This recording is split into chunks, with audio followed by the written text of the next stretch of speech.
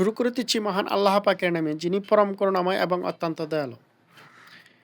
এই যে জামাতের আমির, ওনাকে প্রশ্ন করা হয়েছে, আপনি শহীদ মিনারে কেন ফুল দিতে এসেছেন, আগে তো কেউ আসেনি। তিনি বলছেন যে আমি বর্তমানের সংসদের বিরোধী দলের নেতা, এই জন্য আমাকে আসতে হয়েছে। তাহলে তিনি মন থেকে আসতে চাননি, উনি বিরোধী দলের নেতা হয়েছেন, এই জন্য আসতে হয়েছেন। আর এই তারপরের প্রশ্ন বলছে যে আপনারা তো কি এখনো ফুল দেওয়াটাকে নাজায়েজ মনে করেন? আপনি আজকে এই ধরনের কেন প্রশ্ন করছেন বলে হ্যাঁ নাই নাই করে চলে আসলেন। তাহলে তারা 52-তে এই বাংলাদেশের পূর্ব পাকিস্তানের ভাষা বাংলা হোক, তারা চায়নি। তারা তখন বলতো যে পূর্ব পাকিস্তানের ভাষাই হবে উর্দু, এছাড়া আর অন্য কোনো ভাষা হবে না।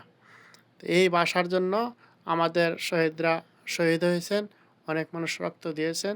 শুধু একমাত্র পৃথিবীতে বাঙালি এই বাংলা ভাষার জন্য মাতৃভাষার জন্য যুদ্ধ করে এই ভাষা পেয়েছে। তাহলে তারা কেন এই শহীদ মিনারে এসে ফুল দিবেন? তাদের তো এই অধিকার নাই। তারা তো দেশের রাজনীতি করার অধিকার নাই। তারা ৭১ চায় নাই, ৫২ চায় নাই। তারা কেন করবে? তাদের নিবন্ধন বাতিলযোগ্য করতেই হবে। তারপর এই নারীদেরকে নিয়ে বিভিন্ন ধরনের কটূক্তি করছেন, দেখেন তন্নি কি বলে।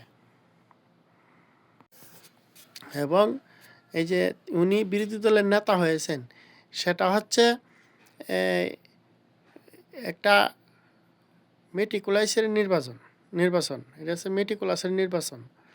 কারণ এই বর্তমানে বিএনপি ক্ষমতাতে এসেছে, জনগণ বিএনপিকে ভোট দেয় নাই, ভোট দিয়েছে মুক্তিযুদ্ধকে। বাংলাদেশের সার্বভৌমত্ব টিকে রাখার জন্য ভোট দিয়েছে বিএনপিকে।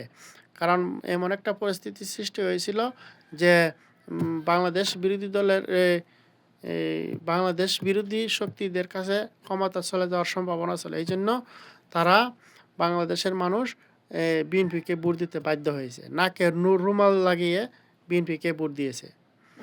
কারণ যাতে বাংলাদেশ বিরোধী শক্তির হাতে ক্ষমতা না যায়, এই জন্য বিএনপিকে ভোট দিয়েছে। তাহলে এই নির্বাচন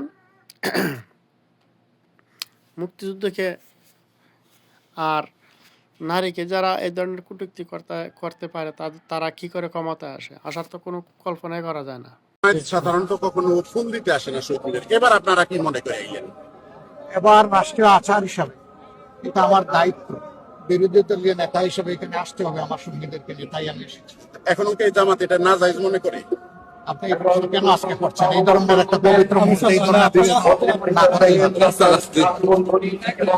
জামাতে ইসলাম ক্ষমতায় আসতো তাহলে আমরা কি করতাম? আমরা অবশ্যই এটার আইনগতভাবে যেতাম।